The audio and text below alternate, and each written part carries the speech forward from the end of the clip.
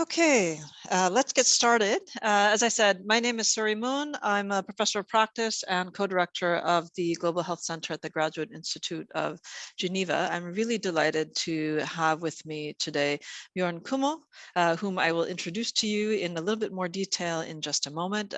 Today we will be focusing on the topic of financing WHO well. And one of the key questions we'd like to get to the bottom of is this low-hanging fruit in terms of the broad agenda for reforms at the global level in the wake of COVID, or is it mission impossible? And Björn is really, I cannot imagine a better person to engage with us in this discussion, because he has been tasked with, in fact, leading potentially this mission impossible.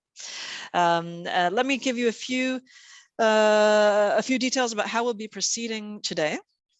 So we are going to begin with about 20-25 minutes of conversation where I am going to address a number of questions in rapid fire to Björn. In the meantime, all of the participants are welcome to put your comments into the chat. We have disabled the Q&A system so that we can have one unified conversation on the chat. Please feel free to put your questions in at any point. And I have publicly committed, and I will stick to my commitment, to reserve half the session, meaning the second half an hour, for direct engagement between all of you as our audience members and Björn. So it'll give you a chance to really find out what's been going on, what is the state of debate, and indeed, what do we think is coming down the line at the meeting happening next week. So just a couple of words about the topic. Why are we focusing today on this question of financing WHO? First, I think it's important to flag indeed that we have an intergovernmental working group that will be meeting next week to really try to come to a decision on whether it will adopt some very important changes in the way WHO is financed. These changes, increases in obligatory contributions to WHO. These changes have been suggested for many, many years by various expert groups, by civil society, by WHO itself, by a number of member states, but for some reason it has proven impossible, I would say, to actually implement them. But indeed, it's one of the few recommendations where we've had, I would say, quite strong consensus for many years. For some of you, this may sound like a bit of a technical topic or a wonky topic, as we sometimes say, but I think, in fact, the way in which WHO is financed has tremendous consequences. It's a hugely consequential issue, even if some of the nuts and bolts sometimes get quite technical. So without further ado, let me introduce our main speaker today. So Björn Kümmel, as you can see, is the chair of the WHO Working Group on Sustainable Financing. He is also the deputy head of the Division of Global Health at the Federal Ministry of Health of Germany. He is also the vice chair of the WHO Executive Board, and all of this you can see from his bio. What may not be so obvious is that he is probably one of the human beings on the planet who has been living and breathing this issue more than anybody else, certainly over the last year, and I would argue even over the last decade. Björn has been engaged in debates broadly on WHO reform for many, many years, even prior to the most recent COVID crisis. So without further ado, let me turn to you, and let's begin by sort of setting the scene for everybody. Can you update us on what are the big recommendations that we've heard regarding how WHO should be financed, and what is the status of WHO financing today? Okay, perfect. First of all, Suri, thanks a lot. So where do we stand? What is the status of WHO's financing currently? Well, to a large extent, WHO heavily depends on unpredictable earmarked resources. I think the financing mix currently is 84 to 16%. So 84% coming from voluntary donations. To a large extent, these voluntary donations are heavily earmarked by individual donors, and only 16% are the assessed contributions by all 194 member states together, based on the UN scale of assessment, which is practically based on the principal ability to contribute. So a country let's say Germany, which is economically more capable than others, would contribute more on a percentage level negotiated in New York for many UN agencies. And the consequence of that is that WHO, while it is supposed to be the leading and coordinating agency in health, on global health, is obviously much less able to lead and coordinate global health, not only in implementing the SDGs, which is the core task of WHO, but obviously, and we see this currently in the COVID crisis, WHO is unable, well, is to some extent limited, its ability is certainly limited by its capacities, and many of us have referred to that there is a growing discrepancy in between what member states and the world expects WHO to be doing and what WHO is de facto capable of doing. And I actually, in my addresses to member states and also to the regional committees, have said one could also even make it, there is a growing discrepancy in between how we member states praise the relevance of WHO and the need for a strong WHO and how we are financing it together through our common membership fee,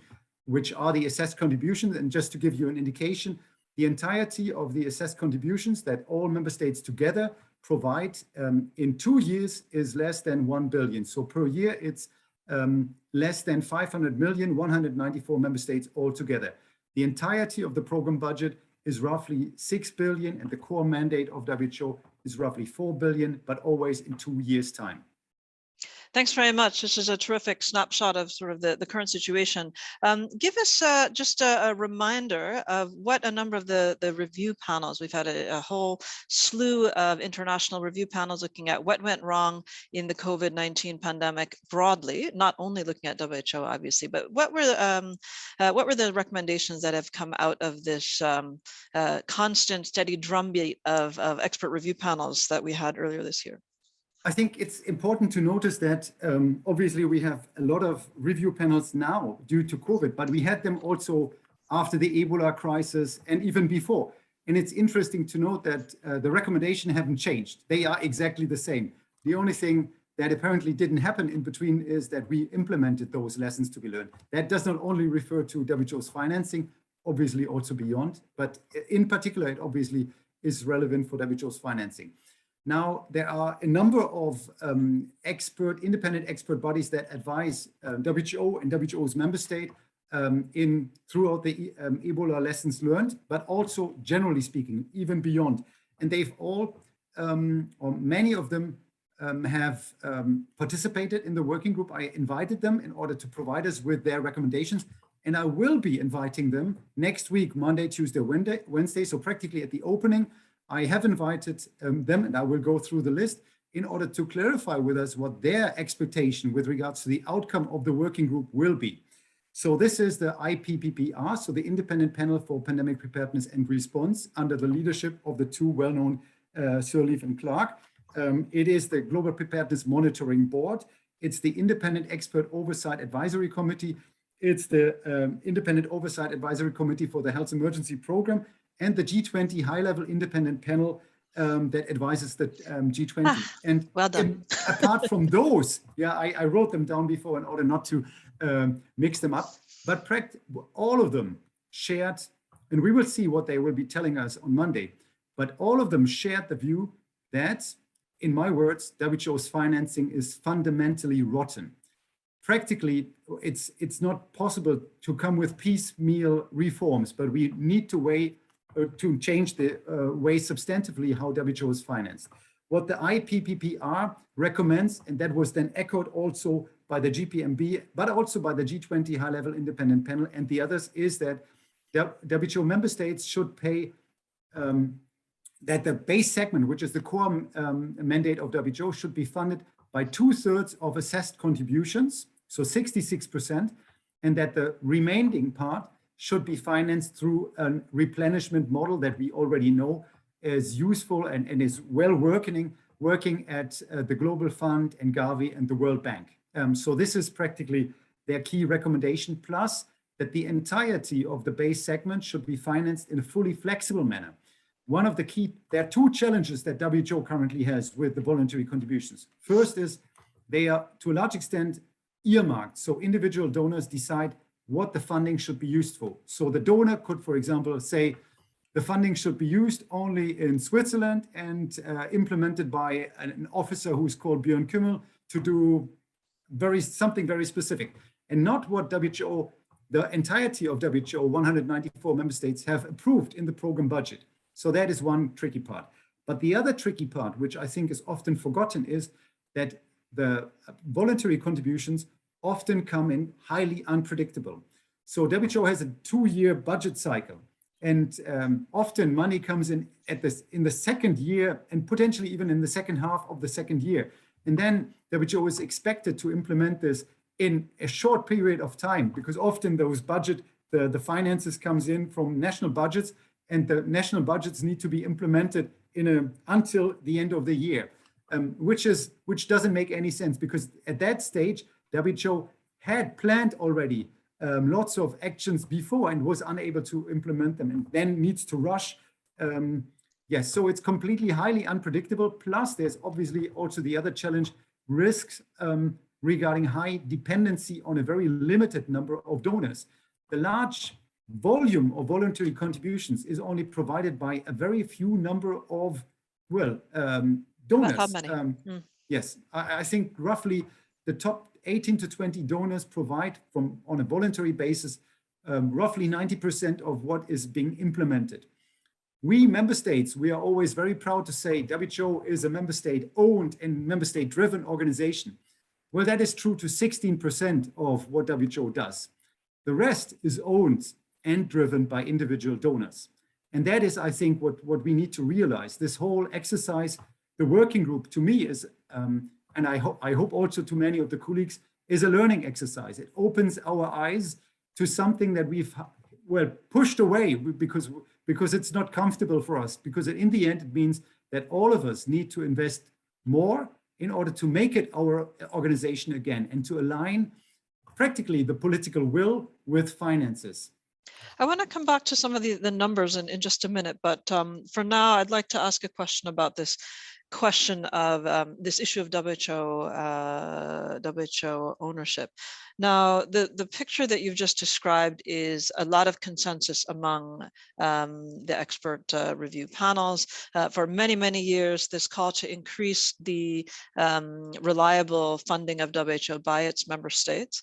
And that's why, in my view, this is low-hanging fruit. There's lots and lots of different reform proposals on the table in light of COVID, some of them very difficult to implement either politically or conceptually. I mean, this should be, it's one of the few things on which we have, I would say, this degree of consensus. And yet, there seems to, at least today, not yet be that kind of political consensus. Can you kind of walk us through some of the politics, the concerns? Why do some member states not favor this proposal, or perhaps are less enthusiastic about this proposal? What are the reasons? What are the reasons behind that? And what do you think the member state working group may ultimately be able to agree on coming out of this? Okay, maybe first I'd like to tackle the question, because you raised it. Is this a low-hanging fruit or not? And I think it depends on your perspective. If you put it into the broader picture, it certainly is a low-hanging fruit. One of the key arguments that we will hear is that no, fiscal constraints, there's not enough money there. Well, there are very explicit proposals on the table to, set up new funds, new organizations. And the funding that we are looking for here at WHO is practically, the proposal on the table would mean an increase by 1.2 billion for all 194 member states altogether. The fund that is supposed to be created foresees a yearly budget of roughly 10 billion. So I think money doesn't seem to be the challenge here. I think the challenge, is obviously somewhere else, I guess. I think there is a growing momentum that I see throughout this learning exercise. I've been participating in all regional committees, and we have asked all members of the working group to send in their written proposals for recommendations of the working group. And interestingly, out of the 194 member states, 84 member states or 85 member states have sent in written proposals. And out of these 85, 75 member states explicitly supported bold steps forward, especially with regards to substantive increasing the assessed contributions. And I think you've said that I've been focusing on WHO also budget now for most likely a decade, and I haven't seen this coming up before. So it becomes clearer and clearer that member states need to tackle this. And I think this also becomes clear for everyone who has watched the assembly, the special session just last week. It's practically everyone here was all statements by presidents and health ministers and whomever, all of them say we need a stronger WHO, and a stronger WHO is impossible without tackling this, well, historic challenge of sustainable financing. There's one way of proving by a member state that they want a strong WHO, and that is, and we will see that next week, and that is practically to strengthen the organization, well, with board proposals with regards to the membership fee, the assessed contributions. You can't strengthen an organization and run it based on highly unpredictable earmarked resources, 84%. I doubt that any national administration would be able to do it as WHO currently does it, in quite a good way, to be honest, given these shortcomings. Where are the challenges? So the one challenge that we will hear, I guess, is fiscal constraints.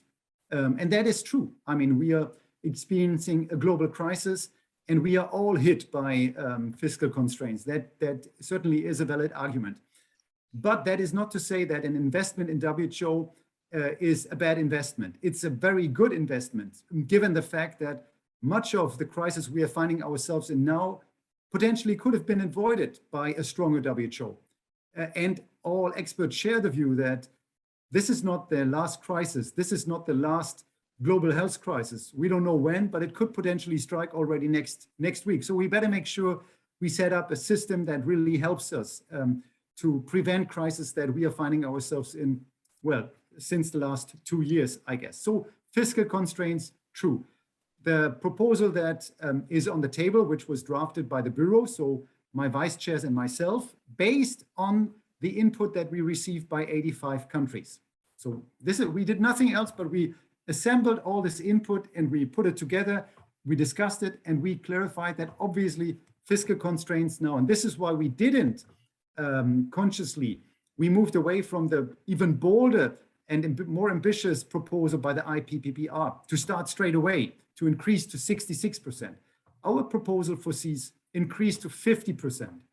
Take the decision in May next year. May 22 is the decision. We believe the membership of this organization needs to take a bold decision to increase the assessed contributions, right? But this increase shouldn't happen straight away in 22. We say, due to the fiscal constraints and due to the fact that member states need to, well, adapt to this, and there needs to be obviously thorough debate and well, steps taken in national administrations, we are saying this increase should only happen in 2024. So from now in 2 years. And this increase shouldn't, well, happen straight away, but rather this should happen incrementally over 6 years. So we would only reach the target of 50%, which is lower than the IPPPR's proposal in 28-29. So practically from now, we are saying the target should be reached in 8 years. Now you can ask the question, is this ambitious? I was addressing the Bureau of the Executive Board yesterday, and the reply I got is, this is not ambitious at all. Then I said, well, come, please be with me on my side when I address this to the membership of my working group and clarify that this is not ambitious. I think it's ambitious. We have to take the political realities into account. Now, what other arguments will we hear? We will hear, what have we heard? We don't know what we will hear next week.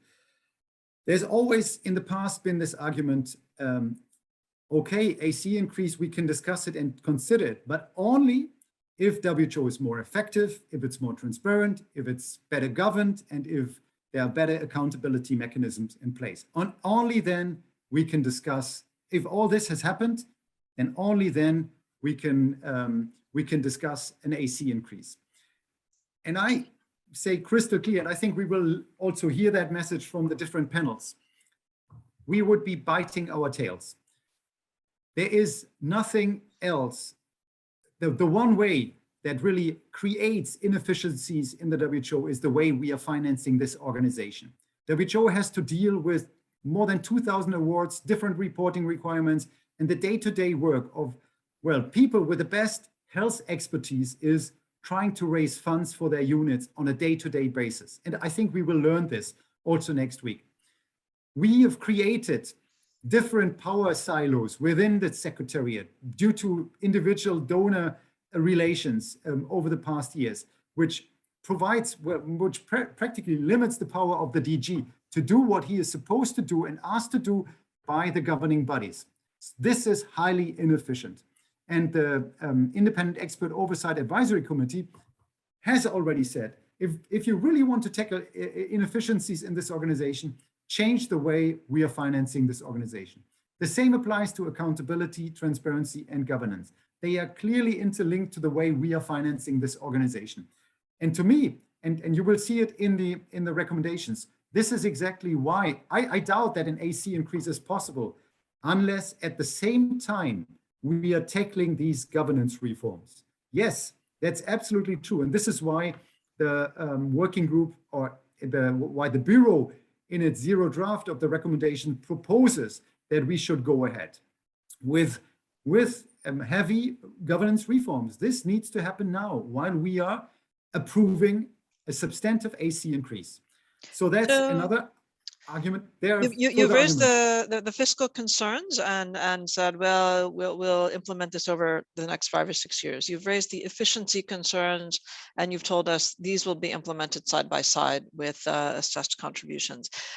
You seem to be assuming that all member states want a stronger WHO. Is that true? Well, let's put it this, yes. Well, I think it's very clear that all member states have said so, that they want a stronger WHO. They have said so a week ago, and I hope that they are walking the talk. I'm quite confident that they are walking the talk. I think they will prove next week that they really want a stronger WHO. I think nothing else is to be expected. I've heard this throughout all regional committees. I've heard this in the special session of the Assembly just last week. So that is, I think nothing else is to be expected. I think member states will raise concerns. They will raise the fiscal constraints, and that is obviously what they should be doing. But in the end, we've been, well, discussing a strengthening of the WHO again and again and again. What I said to the various regional committee meetings are two things. If we are, this is now or never, if we are unable to agree upon a substantive AC increase now, we will not get a second chance. This is, well, in the wake of the greatest crisis from a German point of view since the Second World War, and WHO being in the middle of it, with clear indication that WHO's ability that the expectations by far outweigh the given abilities, and that we would be much better positioned with a stronger WHO. Then we have all the cases. We have the best case for a substantive AC increase, and we will not get a second chance in the next 10, 15 years. So if we are not taking a decision now, this is obviously also a decision, a deliberate decision that we would be taking.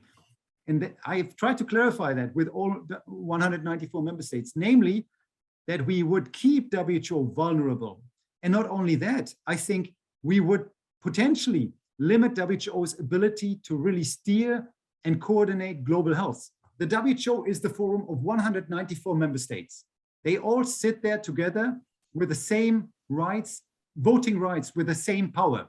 Although politically and potentially economically, we come from different angles and we have different powers. But in this forum, we decide together with the broadest global health mandate you could expect. This is a major difference to all other global health actors out there. If we are unable to strengthen this organization now, we will see that around WHO, the world doesn't stop because we are unable to position WHO better. we will see that other global health actors will further grow. They will further grow their mandates and expand their mandates to health systems, something that WHO is in charge of. They will increase their mandates to pandemic preparedness, something where I personally would see WHO, a core role of WHO, and they will grow their finances. And we will see that happening already next year. I don't want to say there's a competition, and I think it's valid, and they have their points, and we need to strengthen these organizations too. But at the same time, if we believe in a strong global health governance led by a strong WHO, where 194 member states in a multilateral system, in a truly multilateral system, sit together and try to decide what is to happen in global health, then this is our chance. Because not, and I also made this clear, well, the government that I know the best sits in all these different panels and forums, steering and governing bodies, but I doubt that everybody else sits there. So I think we all have an interest in, well, positioning WHO well in order to get a less fragmented global health architecture in the future. Let me ask you a question about the government that you know best. And indeed, I think I see that we have a terrific group of participants from all over the world, from missions, from member states, from WHO, from civil society, from academia, journalists, etc. So I'm going to ask one last question and then turn to the chat and see what are the questions from our audience members. But my question for you is this: it's a bit of a puzzle to certainly some of us who study politics, which is Germany has been a very strong proponent of strengthening WHO, of increasing assessed contributions. It is now the single largest funder of WHO. And in some ways, if you have this increase in assessed contributions, Germany's influence will probably be watered down in a way, because your influence as the single largest donor will be counterbalanced by, you know, this much greater financial ownership of the other member states. At the same time, you're no stranger to the controversy around the TRIPS waiver. Dr. Tedros has been a very strong proponent actually of the TRIPS waiver, which runs counters to Germany's position in opposition to the TRIPS waiver. So don't you, not you individually, Björn Kümmel, doesn't Germany want to actually influence WHO more? Why are you pushing so hard for assessed contributions that would potentially dilute the influence of a single government? Well, first of all, obviously, in my capacity as a chair, I don't have any nationality. I only know one country, obviously best because I was born there. But obviously, I have a double hat on, and I'm also, well, a German civil servant, indeed. Well, first of all, let's say there's a change in government just happening now, yeah. So we will see where obviously Germany is standing with regards to global health in the future, and that will be quite exciting, I guess. I think that Germany is a true believer in multilateralism. So we believe there is a global health strategy that was adopted a year ago. And the core of this is it's a true belief in multilateral foundations and structures in multilateralism. And I think, to me, multilateralism means you can't be a big advocate for multilateralism and at the same time be against an increase in assessed contributions. I think both need to go hand in hand. You have to enable the multilateral structures. And the multilateral structures, the foundation of that, to some extent, is obviously legal clarity, something that we've discussed last week in the special session with the pandemic treaty. And the other thing is you need to enable the structures and organizations, the multilateral organizations. It's true that Germany is currently the single largest donor of WHO. I think it's an exceptional signal, I guess. We are coming in we came in times where WHO was under severe pressure because some of the traditional donors were not providing as much as was needed, I guess, at that stage. So I think, and also due to COVID, there was a given opportunity also for the German government to release these fundings for the WHO. I think, I assume that to practically all bilaterals and negotiations in between the German government and the WHO. I'm taking part in those. And I see that we are truly trying to enable WHO for its job. And the job is not to do what one individual donor believes should be done, but what the entirety of member states together decide what should be done. And sometimes, and in most of the cases, we are completely on board, but that will also mean that in some cases we are not. That's just the beauty of an organization that is run by 194 member states, that often you agree, but there will be also cases where you don't agree. But overall, that doesn't mean that you are questioning the role and the need for a truly enabled multilateral organization. The funding that we've been providing is earmarked indeed, because we needed to earmark that for administrative reasons.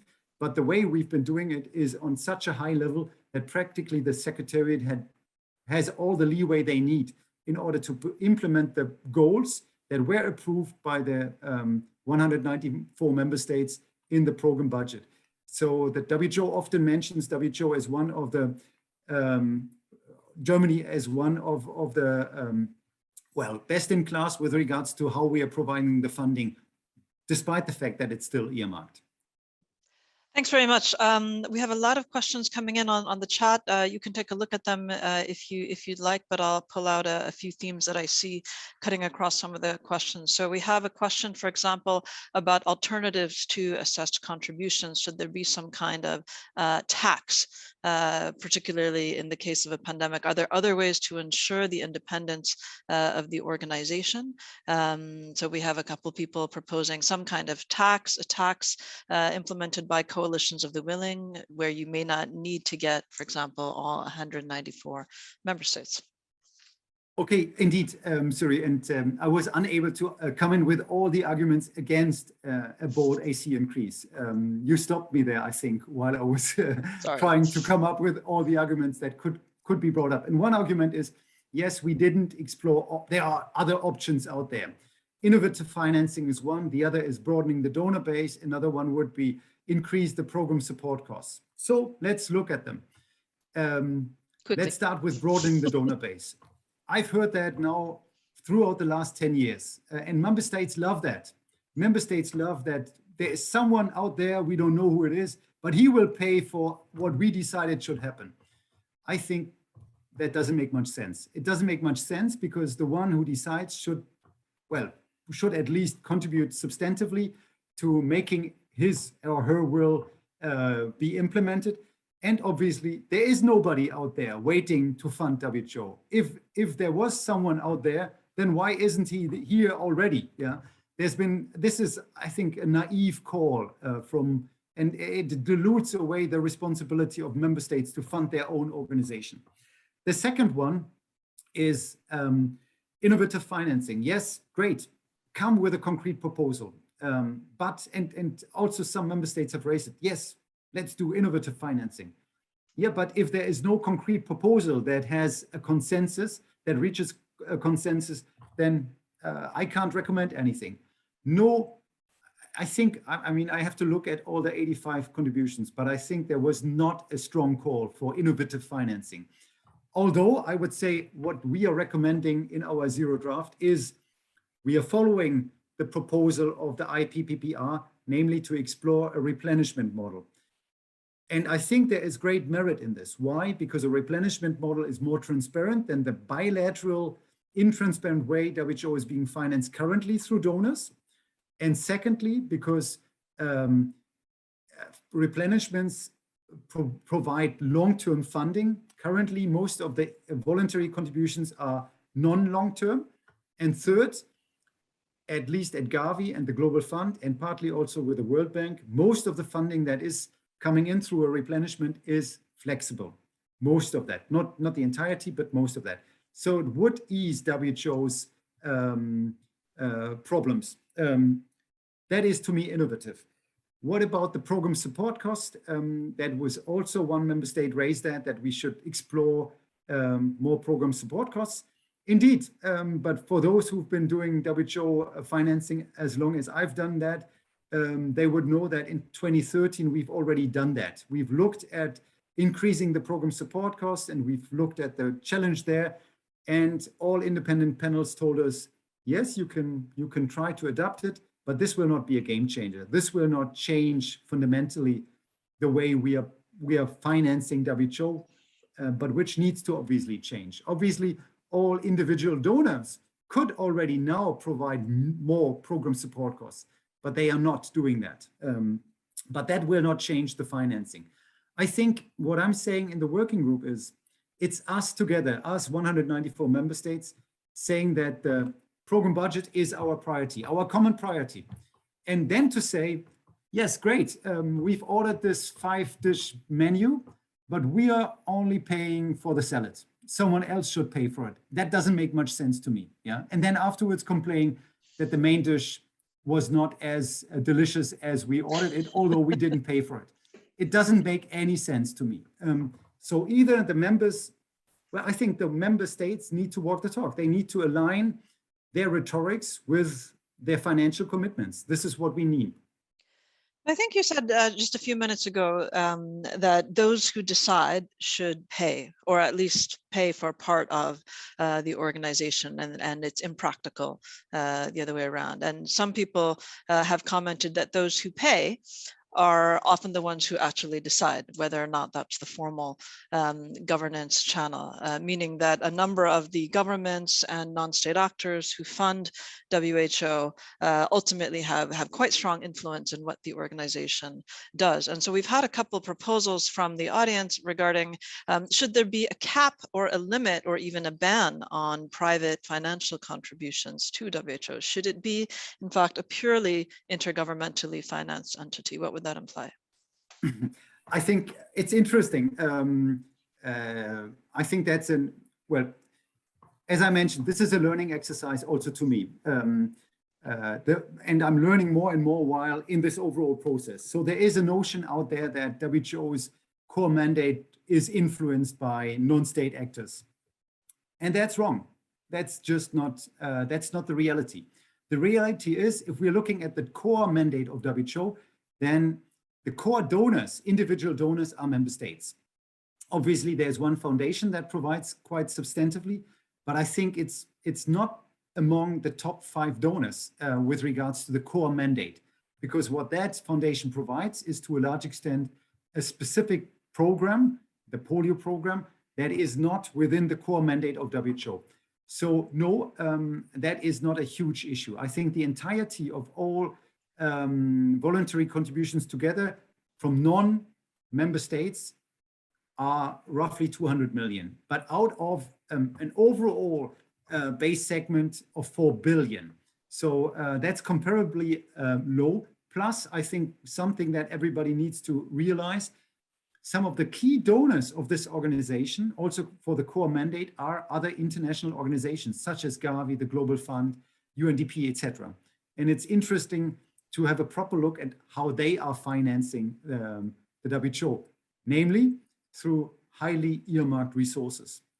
It's interesting because the funding that they are receiving through their replenishments is purely flexible to a large extent. So it's interesting, and I think we need to have that debate at some stage.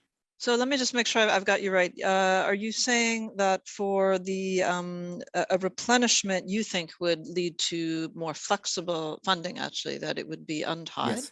I want to come back to the replenishment model in just a second, because we have a couple of questions on that. But let me come back for a moment to this core mandate, because I want to clarify that as well. You're a diplomat. I'm an academic, so I can say the word Bill and Melinda Gates Foundation out loud. But I think we all know that the Gates Foundation, if the US had withdrawn from WHO as Donald Trump threatened to do in 2020, the Gates Foundation would have been the single largest funder of WHO. And in many ways, this was a bit of a wake-up call to a number of member states regarding, indeed, this years-long debate about is it truly member state financed, owned, governed, etc. But I think if I heard you correctly, if I understood you correctly, what you're pointing out is that if we take the polio out of the picture, then the Gates Foundation is no longer even among the top 4 or 5 funders. Is that correct? Yes, okay. That's correct. Okay. We have indeed, we have a number of comments. So let's come back to this if there's interest among the audience, but I want to come back to the replenishment model because we have some questions on how that may influence the politics or governance of WHO. How might that influence the, we had Preeti Patnaik asking about how does that influence the governance? If I may add an additional detail, will that make it important for WHO to focus on a few of the sexiest areas where it's easiest to fundraise? Every few years you have a big replenishment conference, you say all the great things you've done, then you have to really sell yourself. Is that a significant danger in your view, or are there other risks to a replenishment model? You've highlighted, I think, a number of the benefits. Now, first of all, it's not, just to get that right, we are not saying let's implement a replenishment model now. We are saying explore further. So ask the Secretariat to come up, explore it, discuss the different options that there are, and develop an option that is adaptable to the WHO, to the governance of WHO and how WHO is dealing now, and come with that proposal back to the governing bodies for approval. If it works, if it doesn't work, obviously, then come back with that unfortunate news to us. I think there's great merit in replenishment. I think what we need to keep into, to consider is not to compare a replenishment with an ideal world out there, but with the status quo, and compare the pros and cons here. And I think I tried to already. Currently, the funding comes in by individual donors in a bilateral discussion with WHO. Nobody knows what is being decided in between the donor and the WHO. Nobody knows who does that at the time when that happens. Obviously, everything is transparent afterwards. And to a large extent, the funding comes in unpredictable, not for a long term, and non-flexible. And the replenishments I've had in my capacity as the chair of the working group, I've had exchanges with Gavi, Global Fund, and the World Bank, because those were the three organizations that run successful replenishments. And the exchanges were quite exciting because they practically all told us that this could work for WHO quite well. There were not too many high risks that came up in these discussions. I don't want to say that there are none. I believe that one thing that we currently don't have at the WHO is the forum of the health administration. So once a year, 194 health ministers meet in Geneva, and potentially they also every second year approve a program budget, which is unfunded, completely unfunded. Well, not completely, but to a large extent unfunded. With replenishment, it works differently. With replenishments, you have often one head of state or head of government who takes the lead, who more or less under his or her auspices runs a replenishment moment. And that to me is a game changer, because then you have highest level political decision makers being involved and fully committed and taking this on board. You have direct access to ministries of finance, and you have people who are able to make decisive phone calls in the end to make sure that a certain part of the budget is being financed. The proposal that we are discussing is 50% should be coming in through assessed contributions. And we are saying that part of the remainder, potentially the entirety, or one part should come in through a replenishment. Obviously, there is no replenishment model yet that we could discuss finally. But this is, I think, why we are saying we need to explore it further. We see major merit in it if we avoid challenges. The challenge would be that only those who contribute sit at the table and decide. I think that's not doable in the WHO. That would completely run against the governance structure of WHO. In WHO, the 194 member states take a decision what's supposed to be, what are their priorities and what should be funded. And that needs to remain as it is, for the entirety. You've put a lot of emphasis on the limited transparency with some of these bilateral financing agreements, funders or donors agreeing to fund just little bits and pieces. What do you think, would changing the financing model in the way that the working group is considering also at the same time increase overall transparency of the system, so that, let's say, journalists, civil society, academics, the public more broadly would have a better understanding indeed of who's funding what in WHO. Would that transparency come with the proposals that you're considering as a working group? Well, I mean, currently, much of what WHO does depends on an individual donor providing funding for a specific program. Yeah. And often with these donor agreements, the donor decides what specifically should be happening. And he has an influence, obviously, on the specific program, often even whether a program is being prolonged or not. And I think that's completely wrong in the end. The WHO should be a 194 member state owned and driven organization. So altogether, these 194 member states take a decision, what are the priorities and what should be funded. But then obviously then also needs to be a stronger responsibility by member states, making sure that what they decide is obviously also funded, which is currently not the case. The replenishment, it depends on how you design the replenishment model. But if the replenishment was able, if we did it the way Gavi and Global Fund do it, then the funding would come in 3 years or 4-year bounds, so highly predictable. It would be a game changer for WHO. Currently, vast majority of the funding is 2 years and less than that. How on earth are you able, or is WHO able to get the right expertise on that basis? I mean, look at the WHO staff, and I'm sure I could point a couple of colleagues who you know through Twitter, etc., who so far have worked on 3 months contracts, again and again. How do you gain the best talents and keep them, the outstanding integrity, independence, and expertise that we want, not only in headquarters, but also at the country level, based on highly unpredictable resources? You can't plan 2 years ahead because the funding is just not there. You don't have any predictability. That's the one part. And the other part, obviously, the flexibility.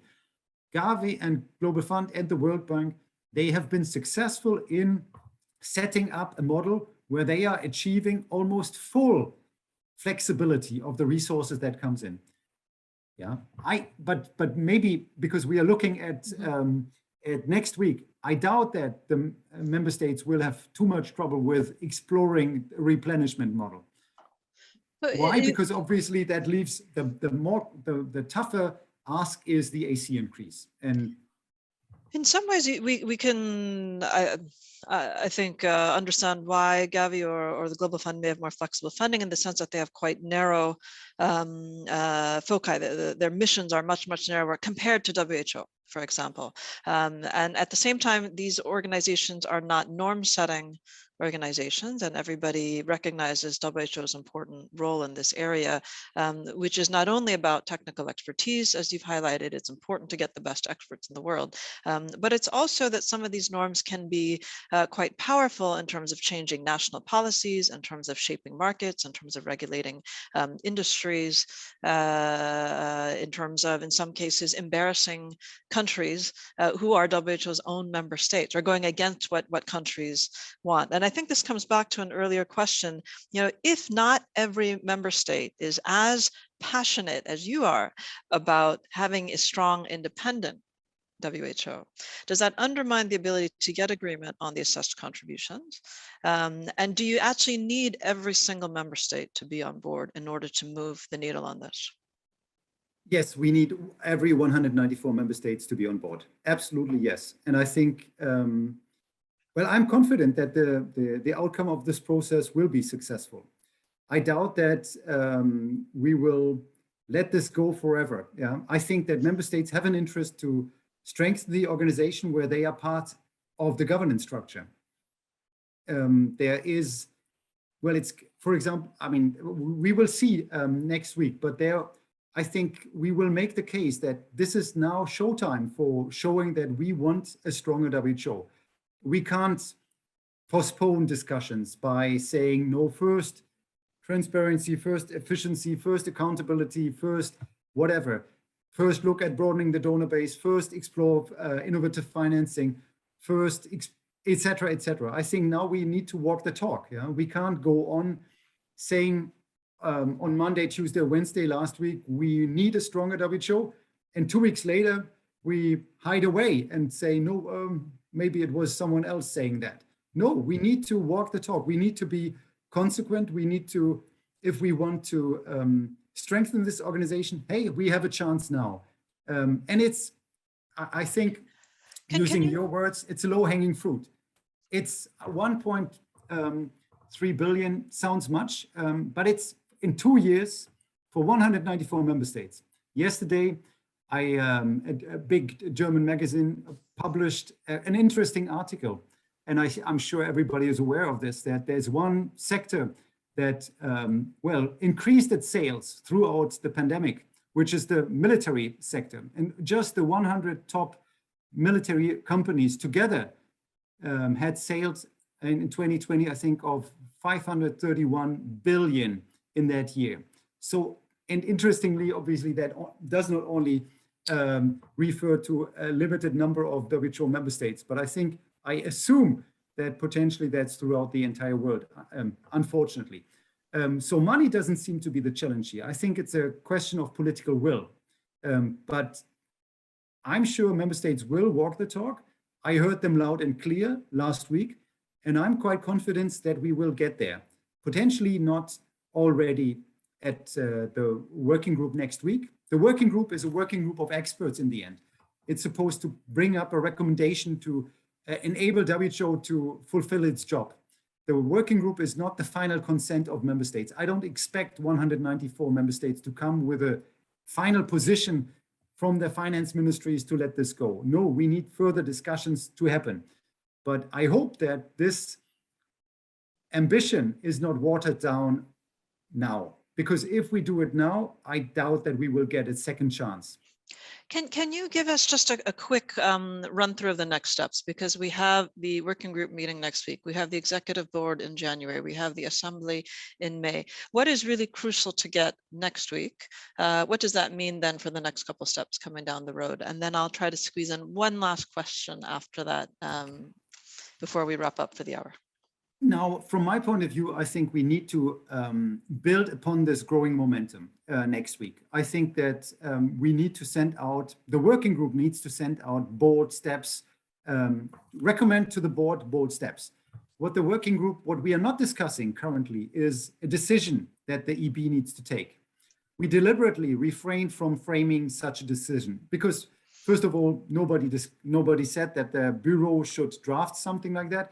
And because I think this needs to be shouldered by someone else, maybe not the chair and the vice chairs, but member states normally table decisions. So, one member state or a number of member states or a group needs to table a decision for the board. And the board obviously needs to then approve this decision and to carry this forward or to amend it and change it. Maybe the board has better ideas than the outcome of the working group.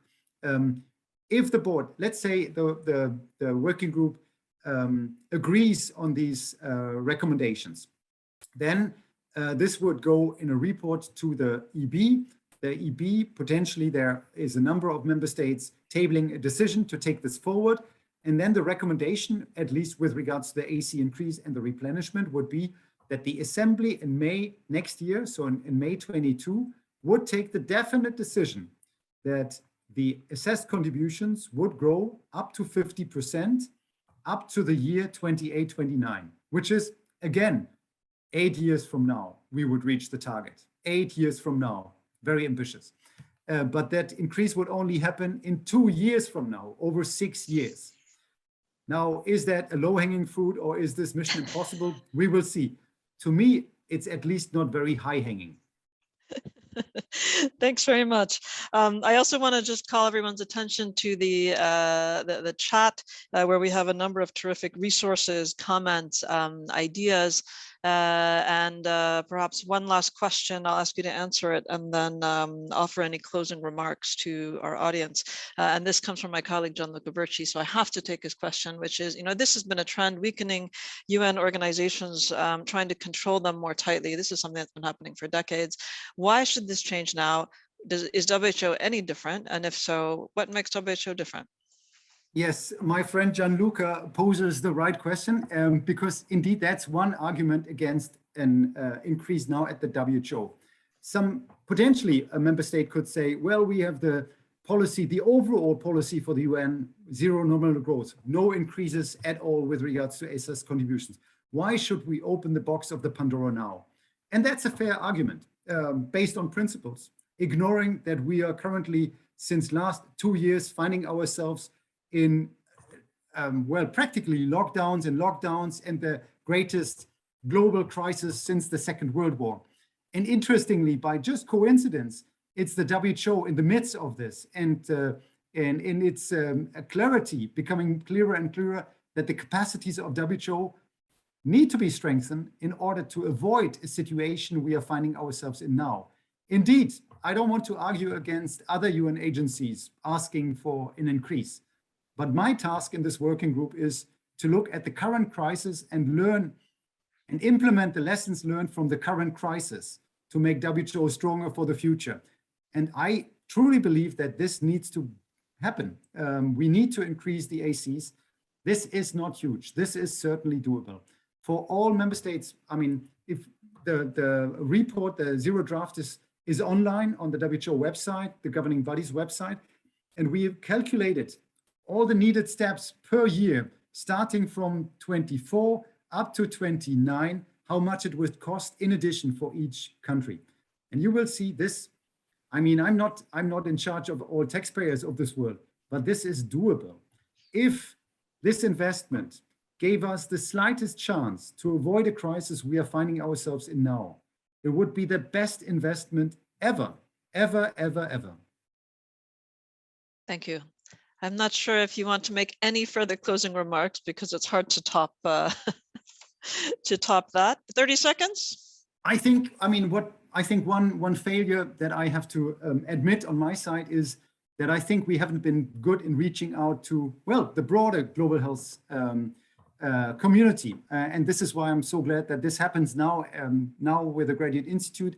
There will be, I think, a meeting, a CSO meeting on the 17th. So following the working group, I think that's needed. I think that civil society and the broader global health colleagues, I think they within the last 2 weeks, I've been reaching out not only to member states, but often to non-member states. And the one thing that there is a strong consensus that this needs to happen now. There's a strong support from the broader community.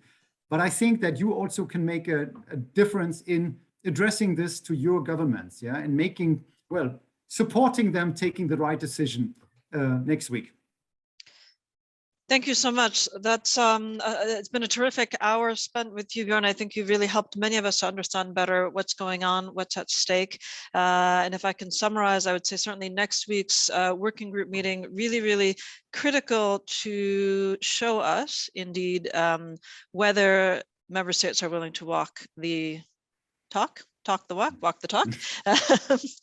A signal of the degree of political ambition. This is not indeed as ambitious as the expert panels recommended, but would still be a very significant change from the way WHO has been financed to date. And on the last question as to whether this is low-hanging fruit or mission impossible, I think we will find out next week. So thank you again for joining us. You can see on our screen where you can find more information about financing the working group as well as upcoming events. Thank you everyone for your terrific questions, comments, the resources, the links in the chat. And thank you once again to Björn Kümmel for joining us for this very informative discussion today. Have a good day.